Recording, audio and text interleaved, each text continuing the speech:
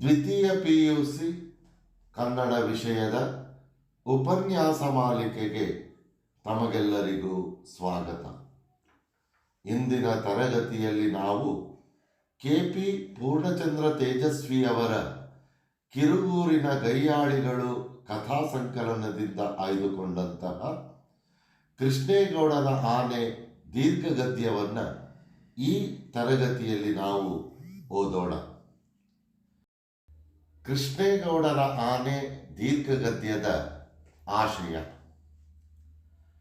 ಶ್ರೀಯುತ KP ಪೂರ್ಣಚಂದ್ರ ತೇಜಸ್ವಿಯವರ ಕೃಷ್ಣೇಗೌಡನ ಆನೆ ಎಂಬ ನೀಳ್ಗತೆಯು ಅವರ ಅತ್ಯಂತ ಮಹತ್ವದ ರಚನೆಗಳಲ್ಲಿ ಒಂದೆನಿಸಿದೆ. ಆನೆಯ ನೆಪದಲ್ಲಿ ಊರಿನಲ್ಲಿ ನಡೆಯುವ ಎಲ್ಲ ದುರಂತ ಘಟನೆಗಳಿಗೆ ವಿಚಿತ್ರವಾದ ಸಂಬಂಧಗಳು ಬೆಳೆದು ನಿಗೂಢವಾಗಿ ಮನುಷ್ಯ ಮತ್ತು ಪರಿಸರದ ನಡುವೆ ವಿಷಮತೆಗೆ ಕಾರಣವಾಗುವ ಸಾಮಾಜಿಕ ಸನ್ನಿವೇಶದ ಮುಖವನ್ನು ಕೃಷ್ಣೇಗೌಡನ ಆನೆ ಕಥೆಯು ಚಿತ್ರಿಸುತ್ತದೆ. ಬದುಕಿನ ಗಂಭೀರ ಕಾಳಜಿಗಳನ್ನು ಮತ್ತು ಕಾಣದ ಕ್ಷುದ್ರ ರಹಸ್ಯಗಳನ್ನು ಪತ್ತೆದಾರಿ ರೀತಿಯಲ್ಲಿ ಕಾಣಿಸುವ ನೆಲೆ ಈ ಕಥೆಯಲ್ಲಿದೆ. ಇಲ್ಲಿ ಬರುವ ಮಾವುತ Velayudha, forester Nagaraja, Thippanna, driver Abbas, cleaner Krishna, ಸುಬ್ಬಣ್ಣನ ಮೇಕೆಗಳು ಈ ಎಲ್ಲರ ಸಾವಿಗೆ ಕೃಷ್ಣೇಗೌಡನ ಆನೆಯೇ ಕಾರಣ ಎಂದು ಆರೋಪಿಸುವುದು ವ್ಯವಸ್ಥೆಯ ವ್ಯಂಗ್ಯವಾಗಿದೆ.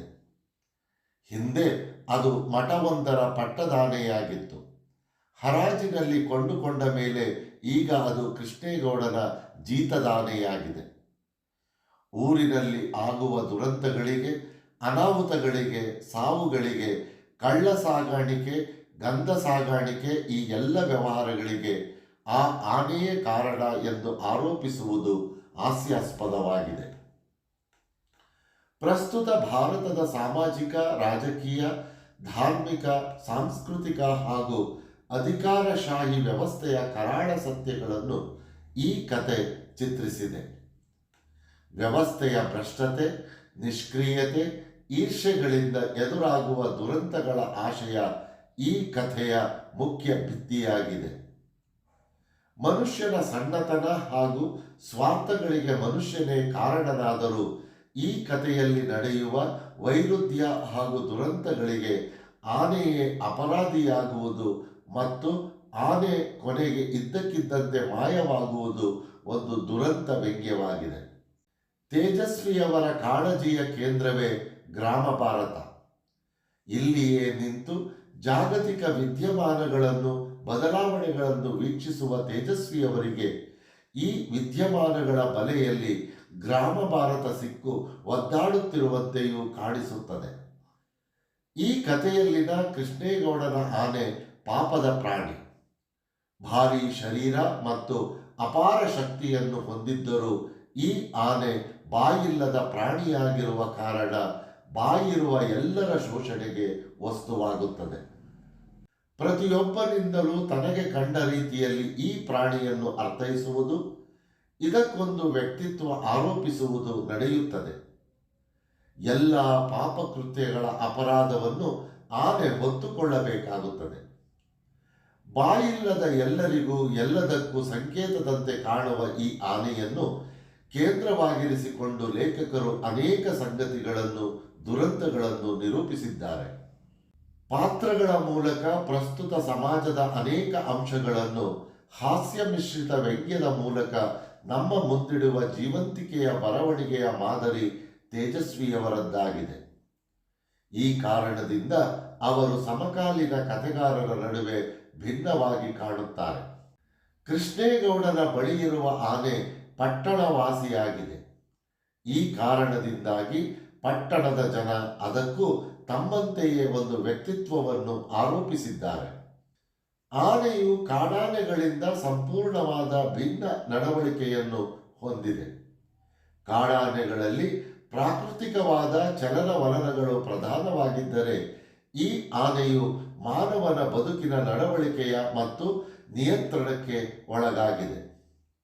ಮಾನವನ ಸ್ವಾರ್ಥಮೂಲ ನೆಲೆಯಿಂದ ಉತ್ಪನ್ನವಾದ ಬಲವಂತದಲ್ಲಿ ತನ್ನ ಸಹಜ ಸ್ವಭಾವವನ್ನು ಬಿಟ್ಟುಕೊಟ್ಟಿದೆ. ಅದು ತನಗಾಗಿ ಅಲ್ಲದ ಪರರ ಇಚ್ಛೆ ಮತ್ತು ನಿಯಂತ್ರಣದಲ್ಲಿ ಬದುಕಬೇಕಾಗಿದೆ. ತೇಜಸ್ವಿಯವರ ಮಹತ್ವಾಕಾಂಕ್ಷೆಯ ಈ ಕಥೆಯು ತೇಜಸ್ವಿಯವರ ಬದುಕಿನ ಮತ್ತು ಬರವಣಿಗೆಯ ಸಮಗ್ರ ಗ್ರಹಿಕೆಯನ್ನು ಹಿಡಿದಿಡಲು ಪ್ರಯತ್ನಿಸಿದೆ. ಈ ಕಥೆಯು ಇಂಗ್ಲಿಷ್, ಹಿಂದಿ, ಮರಾಠಿ ಮತ್ತು ಮಲಯಾಳಿ ಭಾಷೆಗಳಿಗೆ ತರ್ಜುಮೆಗೊಂಡಿದೆ. ಕೃಷ್ಣೇಗೌಡನ ಆನೆ. ಅಧ್ಯಾಯ 1. ನನ್ನ ಹಳೆಯ ಫೋರ್ಡ್ ಜೀಪಿನ ಗೇರ್ ಬಾಕ್ಸ್ ಆಗಿದ್ದಾಗೆ ತೊಂದರೆ ಕೊಡುತ್ತಲೇ ಇರುತ್ತದೆ.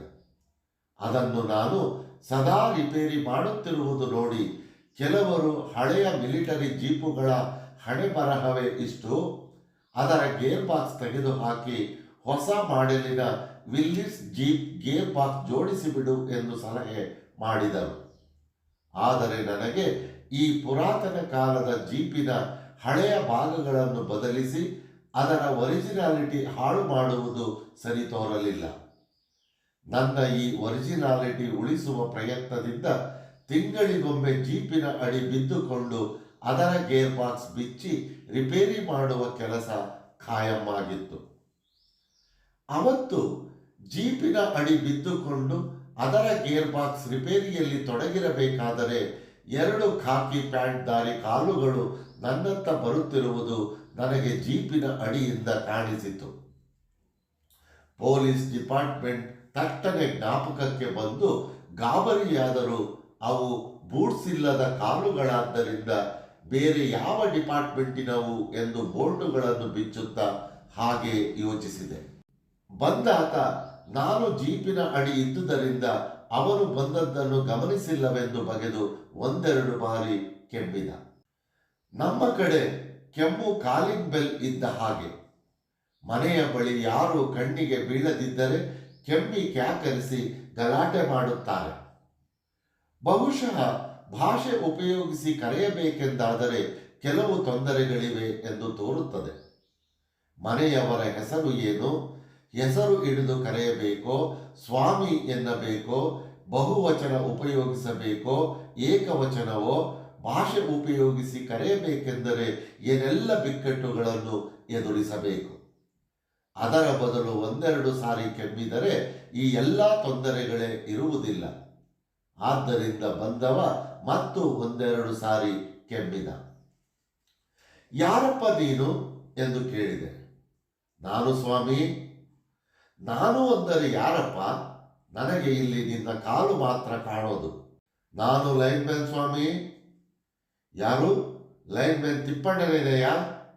ಥೂ ಥೂ, ಟೆಲಿಫೋನ್ ಡಿಪಾರ್ಟ್ಮೆಂಟ್ ಅಲ್ಲ ಸ್ವಾಮಿ, ನಾವು ಕರೆಂಟಿನವರು. ನಾನು ಲೈನ್ಮ್ಯಾನ್ ದುರ್ಗಪ್ಪ ಸ್ವಾಮಿ. ಅದ್ಯಾಕೆ ಟೆಲಿಫೋನ್ ಡಿಪಾರ್ಟ್ಮೆಂಟಿಗೆ ಥೂ ಅಂತೀಯ?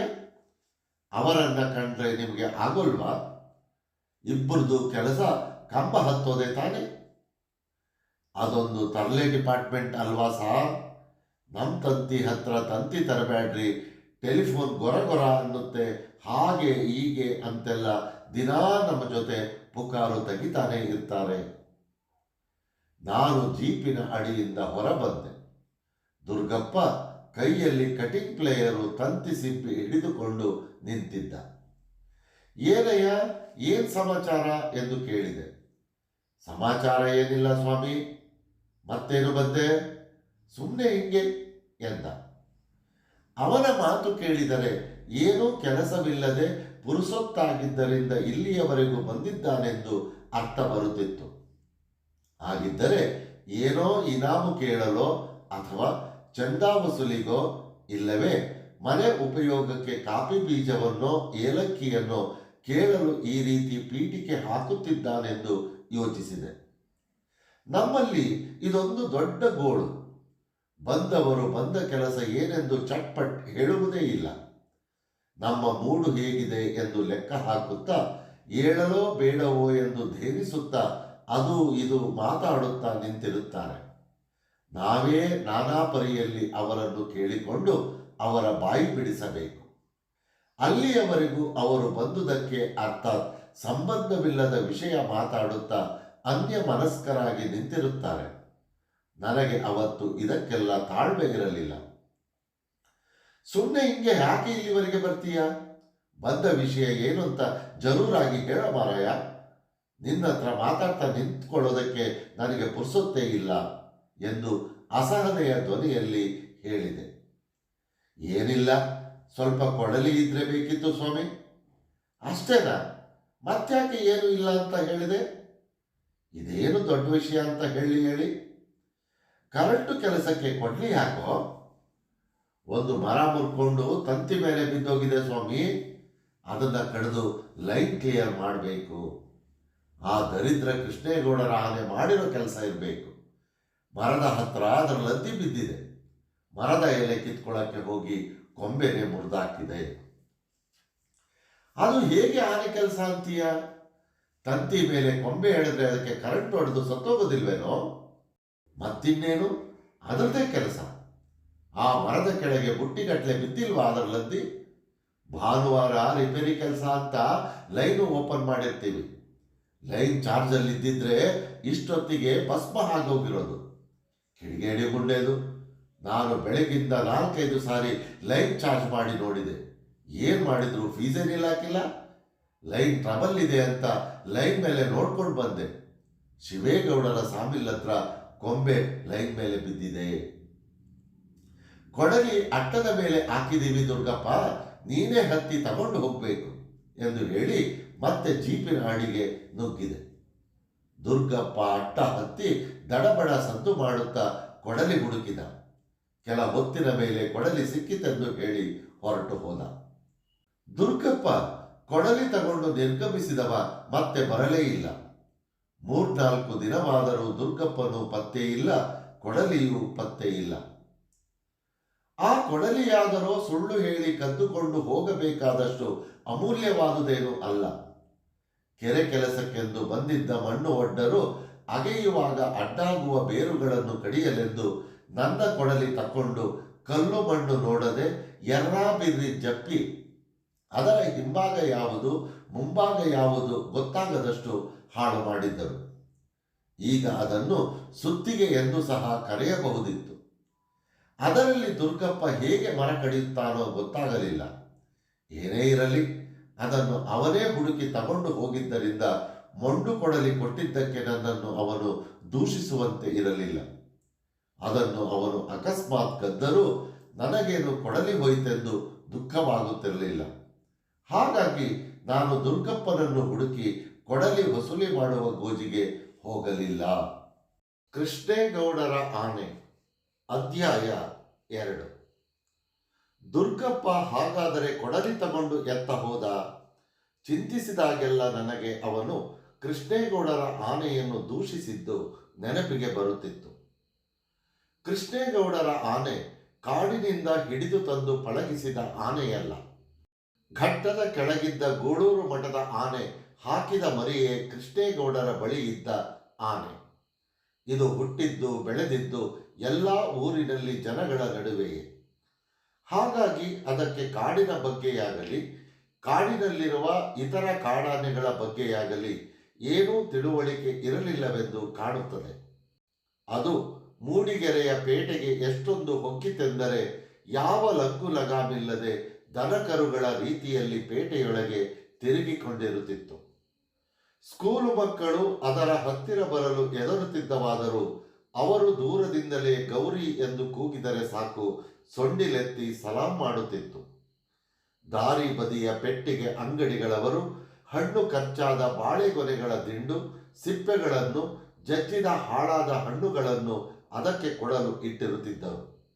ಈ ಆನೆ ಖಾಯಮ್ಮಾಗಿ ಎಲ್ಲ ಪೆಟ್ಟಿಗೆ ಅಂಗಡಿಗಳ ಬಳಿಗೂ ಹೋಗಿ ಅವನ್ನೆಲ್ಲ ಸೊಂಡಿಲಲ್ಲಿ ತಗೊಂಡು ತಿನ್ನುತ್ತಿತ್ತು. ಮಠದ ಜಗದ್ಗುರುಗಳನ್ನು ಜನರು ಅಡ್ಡಪಲ್ಲಕ್ಕಿಯಲ್ಲಿ ತಮ್ಮ ಹೆಗಲ ಮೇಲೆ ಹೊರತೊಡಗಿದ್ದರಿಂದ ಆನೆಗೆ ಜಗದ್ಗುರುಗಳನ್ನು ಹೊರುವ ಕೆಲಸ ತಪ್ಪಿಹೋಯಿತು. ಹೀಗಾಗಿ ನಿರುಪಯುಕ್ತವೆನಿಸಿದ ಈ ಆನೆಯನ್ನು, ಅದಕ್ಕಿಂತ ಮುಖ್ಯವಾಗಿ ಅದರ ಮಾವುತನನ್ನು ಹೊರಹಾಕಿ ಕೈ ತೊಳೆದುಕೊಳ್ಳಲು ಮಠದವರು ಹವಣಿಸುತ್ತಿದ್ದರು.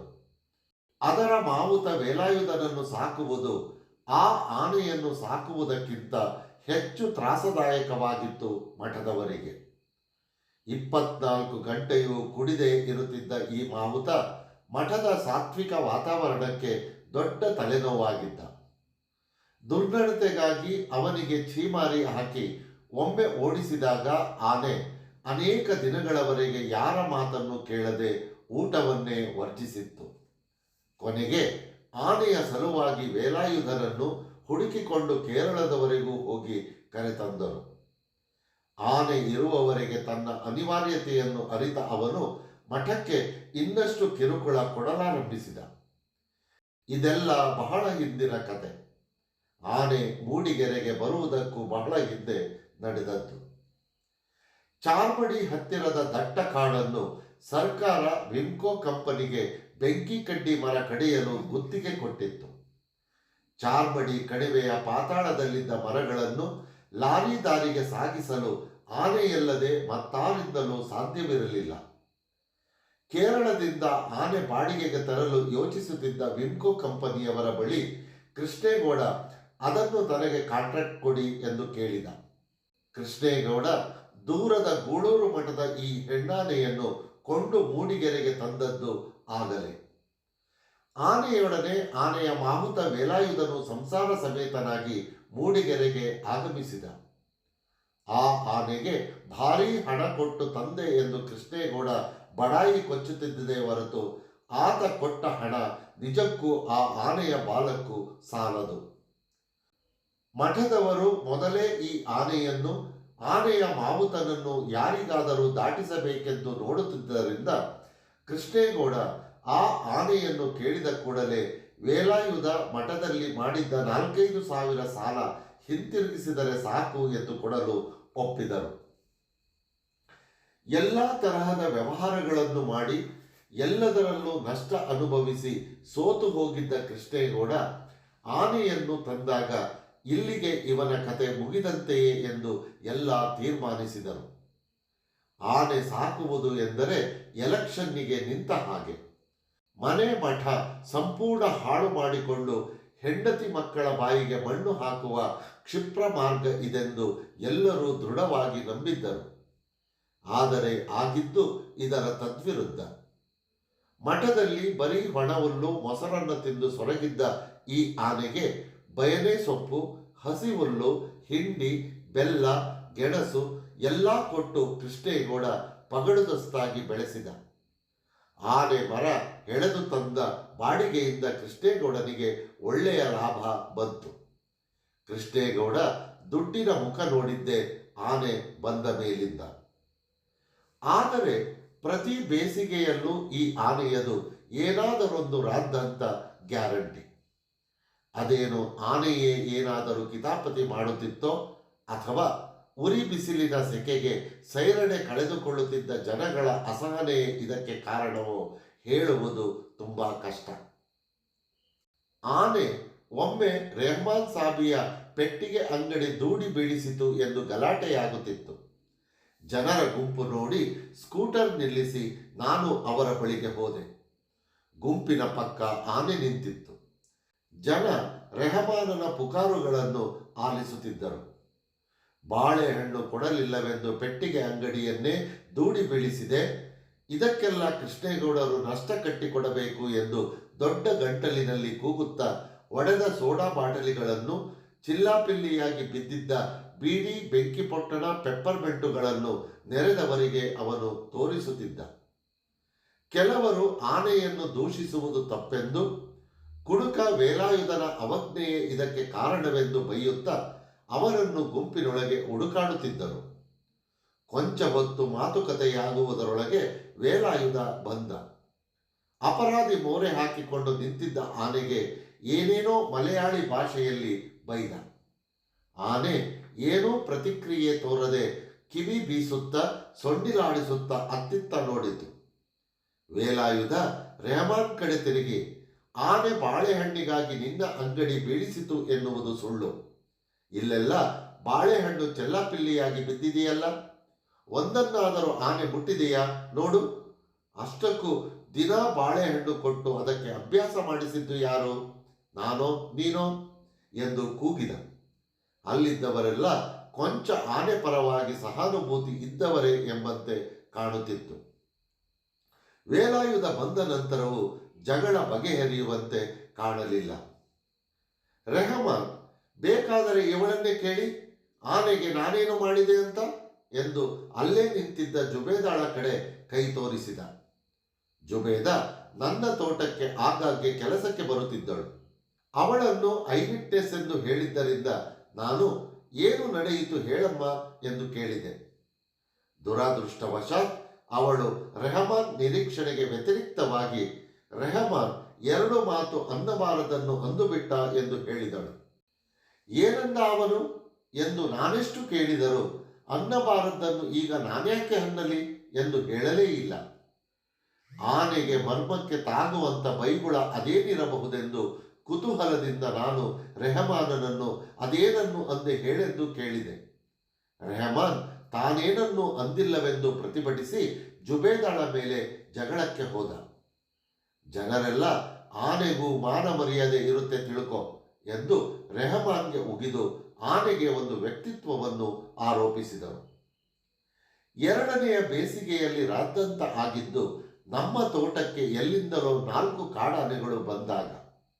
ನನಗೆ ಕಾಡಾನೆಗಳು ಆಗಮಿಸಿದ್ದು ಮೊದಲಿಗೆ ಗೊತ್ತಾಗಲೇ ಇಲ್ಲ. ಏಕೆಂದರೆ ಆವರೆಗೂ ನಾನು ಕಾಡಾನೆಗಳ ಹಾವಳಿ ಯಾವ ತರ ಇರುತ್ತದೆಂದು ಕಂಡವನೇ ಅಲ್ಲ. ಮನೆ ನಲ್ಲಿಗೆ ಹಾಕಿದ್ದ ಪೈಪಿನಲ್ಲಿ ನೀರು ಬರುವುದು ನಿಂತು ಹೋಯಿತು. ಮನೆಯ ಪಕ್ಕದ ಗುಡ್ಡದ ಮೇಲಿನ ಹೊರತೆಗೆ ನೇರ ಪೈಪು ಹಾಕಿ ನೀರು ಬರುವಂತೆ ಮಾಡಿಕೊಂಡಿದ್ದೆ. ಪೈಪಿನೊಳಗೆ ಆಗೀಗ ಕಪ್ಪೆಗಳೋ ನೀರ ಹಾವುಗಳು ನುಗ್ಗಿ ಸಿಕ್ಕಿಕೊಂಡು ನೀರು ಬರಲು ಅಡಚಣೆ ಒಡ್ಡುತ್ತಿದ್ದವು. ಹಾಗೆ ಆಗಿರಬಹುದೆಂದು ತಿಳಿದು ಪೈಪಿನ ಉದ್ದಕ್ಕೂ ನೋಡುತ್ತಾ ಹೋದೆ. ಕೊಂಚ ದೂರದೊಳಗೆ ಪೈಪು ಇಡಲು ಮಾಡಿದ್ದ ದಾರಿಯೆಲ್ಲ ಗುಂಡಿ ಬಿದ್ದು ಪೈಪುಗಳು ಪುಡಿಪುಡಿಯಾಗಿ ಗುಂಡಿಯ ಒಳಗೆ ಹುಗಿದು ಹೋಗಿದ್ದು ಕಾಣಿಸಿತು. ಗುಂಡಿಗಳೊಳಗೆಲ್ಲ ನೀರು ತುಂಬಿಕೊಂಡಿತ್ತು. ತೇವದ ನೆಲದಲ್ಲಿ ಆನೆಗಳು ಹೆಜ್ಜೆ ಇಟ್ಟರೆ ಸಣ್ಣ ಸಣ್ಣ ಬಾವಿಗಳೇ ನಿರ್ಮಾಣವಾಗುತ್ತವೆಂದಾಗಲಿ, ಪೈಪುಗಳು ಪುಡಿಪುಡಿಯಾಗಿ ಪಾತಾಳದವರೆಗೆ ಹುಗಿದು ಹೋಗುತ್ತವೆಂದಾಗಲಿ ನನಗೆ ಅಂದಾಜೇ ಇರಲಿಲ್ಲ. ಎಲ್ಲರೂ ಆನೆ ಕಾಟ ಎಂದು ಕೂಗಾಡುವವರೆಗೂ ನನ್ನ ಪೈಪಿಗೆ ಯಾರು ಈ ರೀತಿ ಜಖಂ ಮಾಡಿದ್ದು ಎಂದೇ ಯೋಚಿಸುತ್ತಿದ್ದೆ. ಈ ಆನೆಗಳಿಂದ ಜನಕ್ಕೆ ಏನು ತೊಂದರೆ ಆಯಿತೋ ನನಗೆ ಸರಿಯಾಗಿ ಗೊತ್ತಿಲ್ಲ. ನನಗಂತೂ ಬೇಲಿ ಹಲವೆಡೆ ಹಾಳಾಗಿದ್ದು ಪೈಪು ತುಂಡಾಗಿದ್ದು ಬಿಟ್ಟರೆ ಹೆಚ್ಚಿನ ಹಾನಿಯೇನೂ ಆಗಲಿಲ್ಲ. ಆದರೂ ಆಗೀಗ ಹಳೆಕೊಪ್ಪದ ಬಳಿ ಯಾರೋ ಸೈಕಲ್ಲಿನವನನ್ನು ಓಡಿಸಿದುವಂತೆ, ಬಿದಿರಳ್ಳಿ ಬಳಿ ಕಾಫಿ ತೋಟದೊಳಗೆ ನುಗ್ಗಿ ಕೆಲಸ ಮಾಡುತ್ತಿದ್ದವರಿಗೆ ಹೆದರಿಸಿ ತೊಂದರೆ ಮಾಡಿದುವಂತೆ ಎಂದು ವರ್ತಮಾನ ಬರುತ್ತಿತ್ತು. ಮೂಡಿಗೆರೆಗೆ ನನ್ನ ಇಕಾಲಜಿಸ್ಟ್ ಗೆಳೆಯ ಪ್ರಕಾಶ್ ಬರುವವರೆಗೂ ಕಾಡಾನೆಗಳ ಕಾಟದ ಬಗ್ಗೆ ಗೊಣಗಾಡುವ ಹಂತದಲ್ಲೇ ಜನರ ಪ್ರತಿಕ್ರಿಯೆ ಇತ್ತು. ಪ್ರಕಾಶ್ ಬಂದಿದ್ದು ಅಪ್ಪರ್ ಭದ್ರಾ ಅಣೆಕಟ್ಟಿನಿಂದ ಮುಳುಗಡೆಯಾಗುವ ಕಾಡುಗಳನ್ನು ಸರ್ವೆ ಮಾಡಲು. ಅವನು ಮೂಡಿಗೆರೆಯಲ್ಲಿ ಒಂದು ಭಾಷಣ ಮಾಡುತ್ತಾ ಕಾಡಾನೆಗಳು ಊರಿನ ಕಡೆಗೆ ಬಂದು ಜನರ ಪೈರು ಫಸಲಿಗೆ ಹಾನಿ ಮಾಡಲು ಕಾರಣ ಅರಣ್ಯ ಇಲಾಖೆಯವರು ಕಾಡಿನ ಮರಗಳನ್ನು ತೆಗೆದು ನೀಲಗಿರಿ, ಅಕೇಶಿಯಾ ಮುಂತಾದ ಆನೆಗಳಿಗೆ ನಿರುಪಯುಕ್ತವಾದವನ್ನು ನೆಡುತ್ತಿರುವುದು ಎಂದು ಹೇಳಿದ. ಪ್ರಕಾಶ್ ಭಾಷಣದ ಮಧ್ಯೆ ಕ್ವಚಿತ್ತಾಗಿ ಪ್ರಸ್ತಾಪಿಸಿದ ಈ ವಿಷಯ ದೊಡ್ಡ ತರಲೆಗೆ ಕಾರಣವಾಯಿತು. ಗಂಧ ಸಾಗಾಣೆ ಪ್ರತಿಬಂಧಿಸುತ್ತಾ, ಮರ ಸಾಗಿಸಲು ಪರ್ಮಿಟಿಗೆ ಸತಾಯಿಸುತ್ತಾ, ಶಿಕಾರಿಗೆ ಅಡ್ಡಿ ಮಾಡುತ್ತಾ ಹಲವು 18 ರೀತಿಗಳಿಂದ ಜನಗಳ ಸಿಟ್ಟಿಗೆ ಕಾರಣವಾಗಿದ್ದ ಅರಣ್ಯ ಇಲಾಖೆಯವರ ಮೇಲೆ ಎಲ್ಲ ಸಿಟ್ಟಿಗೆದ್ದರು. ರೈತ ಸಂಘದ ಚಳುವಳಿಯೊಳಗೆ ಈ ಖದೀಮರೆಲ್ಲ ಸೇರಿಕೊಂಡು ಅರಣ್ಯ ಇಲಾಖೆಯವರ ನೀಲಗಿರಿ ನರ್ಸರಿಗಳನ್ನೆಲ್ಲ ಹಾಳು ಮಾಡಿ ಕಚೇರಿ ಮುಂದೆ ಕರಿ ಬಾವುಟ ಹಿಡಿದು ಧರಣಿ ಕುಳಿತರು. ಅರಣ್ಯ ಇಲಾಖೆಯ ಫಾರೆಸ್ಟರ್ ನಾಗರಾಜ ಕೃಷ್ಣೇಗೌಡರ ಹೆಣ್ಣಾನೆ ದೆಸೆಯಿಂದಲೇ ಕಾಡಾನೆಗಳು ಊರಿಗೆ ಬರುತ್ತಿವೆ ಎಂದು ವಿನಾಕಾರಣ ಕೃಷ್ಣೇಗೌಡನ ಆನೆಯ ಮೇಲೆ ದೂರು ಹಾಕಿದ. ಆದರೆ ಜನ ನಾಗರಾಜನ ವಾದಕ್ಕೆ ಸೊಪ್ಪು ಹಾಕದೆ ಅರಣ್ಯ ಇಲಾಖೆ ವಿರುದ್ಧ ಗಲಾಟೆ ಮುಂದುವರೆಸಿದ್ದರು. ಭದ್ರಾ ಅರಣ್ಯದಲ್ಲಿ ಪ್ರಕಾಶನ ಜೊತೆ ನಾನು ತಿರುಗುತ್ತಿರಬೇಕಾದರೆ ಮೂಡಿಗೆರೆ ಕಾಡಪ್ಪ ಶೆಟ್ಟರು ಹೊಸದೊಂದು ವರ್ತಮಾನ ನಮಗೆ ಮುಟ್ಟಿಸಿದರು. ಅವರು ವೇಲಾಯುಧನೊಡನೆ ಜೀಪಿನಲ್ಲಿ ಕಾಡೊಳಗಿನ ದಾರಿಯಲ್ಲಿ ನಮಗೆ ಸಿಕ್ಕು ಕೃಷ್ಣೇಗೌಡನ ಆನೆಯ ಮೇಲೆ ಅಯ್ಯಪ್ಪ ಸ್ವಾಮಿ ಫೋಟೋ ಇಟ್ಟು ಮೆರವಣಿಗೆ ಮಾಡುತ್ತಿದ್ದಾಗ ಅದಕ್ಕೆ ಇದ್ದಕ್ಕಿದ್ದಂತೆ ತಲೆ ಕೆಟ್ಟು ಅಂಬಾರಿ ಸಮೇತ ಕಾಡಿಗೆ ಓಡಿ ಹೋಯಿತು ಎಂದು ಹೇಳಿದರು. ಮೆರವಣಿಗೆ ಮಾಡುತ್ತಿರಬೇಕಾದರೆ ಅದರ ಬೆನ್ನಿನ ಮೇಲೆ ಅಂಬಾರಿ ದಾರಿ ನಡುವೆ ಜೋಲು ಬಿದ್ದಿದ್ದ ಎಲೆಕ್ಟ್ರಿಕ್ ಲೈನಿಗೆ ತಾಗಿ ಪಠಾರ್ ಎಂದು ಪಟಾಕಿ ಮಡಿದಂತೆ ಶಬ್ದವಾಯ್ತಂತೆ. ಗಾಬರಿಯಾದ ಆನೆ ವೇಲಾಯುಧನ ಮಾತನ್ನು ಕೇಳದೆ ರಸ್ತೆ ಬಿಟ್ಟು ಗದ್ದೆಗಿಳಿದು ಕಾಡು ಬಿದ್ದು ಓಡಿ ಹೋಯಿತಂತೆ. 7-8 ಸಾವಿರ ರೂಪಾಯಿ ಹಿತ್ತಾಳೆ ಆಭರಣಗಳಿಂದ ಅದಕ್ಕೆ ಸಿಂಗಾರ ಮಾಡಿದ್ದರು. ಅವನ್ನೆಲ್ಲ ಕಾಡಪ್ಪ ಶೆಟ್ಟರು ಎಲ್ಲಿಂದಲೋ ಎರವಲು ತಂದುಕೊಟ್ಟಿದ್ದರಿಂದ ಕೊನೆ ಪಕ್ಷ ಅವನ್ನಾದರೂ ದೊರಕಿಸಿಕೊಳ್ಳಲು ಕಾಡಿನಲ್ಲಿ ಆನೆಗೆ ಹುಡುಕಾಡುತ್ತಿದ್ದರು. ಕೃಷ್ಣೇಗೌಡರ ಆನೆ ಇಂಥ ಪುಂಡು ಆನೆ ಎಂದು ಗೊತ್ತಿರಲಿಲ್ಲ. ಗೂಳೂರು ಮಠದ ಜಗದ್ಗುರುಗಳು ಯಾವ ಧೈರ್ಯದ ಮೇಲೆ ಇದರ ಮೇಲೆ ಕುಳಿತುಕೊಳ್ಳುತ್ತಿದ್ದರೋ ಎಂದು ಕಾಡಿನಲ್ಲಿ ಆನೆಗೆ ಬಾಯಿ ತುಂಬ ಬೈದರು. ಆನೆ ಓಡಿ ಬಂದು ಕಾಡಿನ ಆನೆಗಳ ಜೊತೆ ಸೇರಿಕೊಂಡಿರಬಹುದೆಂದು ಊಹಿಸಿ ಕಾಡಿನಲ್ಲಿ ಅದನ್ನು ಹುಡುಕಿ ವೇಲಾಯುಧನೊಡನೆ ತಿರುಗುತ್ತಿದ್ದರು. ಮೈ ತುಂಬ ಸಿಂಗಾರ ಮಾಡಿಕೊಂಡು ಬೆನ್ನ ಮೇಲೆ ಅಂಬಾರಿ ಹೊತ್ತುಕೊಂಡಿದ್ದ ಈ ಆನೆಯನ್ನು ಕಾಡಾನೆಗಳು ತಮ್ಮ ಗುಂಪಿಗೆ ಸೇರಿಸಿಕೊಳ್ಳುತ್ತವೆಯೇ ಎಂದು ನನಗೆ ಅನುಮಾನ ಆಯಿತು. ಅದು ಕಾಡಿಗೆ ಓಡಿ ಹೋಗಿದ್ದನ್ನು ಮುಂದು ಮಾಡಿ ಅದು ಬೆದೆಗೆ ಬಂದ ಹೆಣ್ಣಾನೆಯಾದ್ದರಿಂದಲೇ ಕಾಡಿನ ಆನೆಗಳು ಊರಿಗೆ ಬಂದು ತೊಂದರೆ ಕೊಡುತ್ತಿದ್ದಾವೆಂದು ನಾಗರಾಜ ಹೇಳಿದ. ಚಳುವಳಿಗಾರರು ಆನೆಗೆ ಕರೆಂಟ್ ಶಾಕ್ ಹೊಡೆದುದರಿಂದಲೇ ಅದು ಓಡಿದೆ ಎಂದು ಹೇಳಿ ಅಷ್ಟೊಂದು ಕೆಳಗೆ ತಂತಿ ಎಳೆದಿದ್ದ ಎಲೆಕ್ಟ್ರಿಕ್ ಡಿಪಾರ್ಟ್ಮೆಂಟಿನವರನ್ನು ಬೈದರು. ಒಟ್ಟಿನಲ್ಲಿ ಕಾಡಾನೆಗಳ ಆಗಮನದೊಂದಿಗೆ ಪ್ರಾರಂಭವಾದ ರಾದ್ಧಾಂತಗಳೆಲ್ಲ ಕೃಷ್ಣೇಗೌಡನ ಆನೆ ನಿರ್ಗಮಿಸುವುದರೊಂದಿಗೆ ನಿಂತು ಹೋದವು. ಮಳೆಗಾಲ ಶುರುವಾಗಿ ಜನಗಳ ಕೋಪ ತಣ್ಣಗಾಯಿತು. ಅವರು ಗಲಾಟೆ ನಿಲ್ಲಿಸಿ ವ್ಯವಸಾಯದ ಕೆಲಸಕ್ಕೆ ಹೋದರು. ಆನೆ ಇಲ್ಲದ್ದರಿಂದ ಕೆಲಸವಿಲ್ಲದ ವೇಲಾಯುಧ ಶಿವೇಗೌಡರ ಸಾಮಿಲಿನಲ್ಲಿ ಕೆಲಸಕ್ಕೆ ಸೇರಿದ. ಜುಲೈನ ಜಡಿಮಳೆಯಲ್ಲಿ ಒಂದು ದಿನ ಕೃಷ್ಣೇಗೌಡರ ಆನೆ ಹೋದ ಹಾಗೆ ಮತ್ತೆ ಪ್ರತ್ಯಕ್ಷವಾಯಿತು. ಬೆಳಿಗ್ಗೆ ಎದ್ದು ನೋಡಿದಾಗ ಖಾಲಿ ಇದ್ದ ಲಾಯದಲ್ಲಿ ಕೃಷ್ಣೇಗೌಡರ ಆನೆ ಏನೂ ಆಗಿಲ್ಲ ಎನ್ನುವಂತೆ ಸೊಂಡಿಲಾಡಿಸುತ್ತಾ ನಿಂತಿತ್ತು. ಮೊದಲಲ್ಲಿ ಯಾರಿಗೂ ಹತ್ತಿರ ಹೋಗಲು ಭಯವಾಗಿತ್ತು.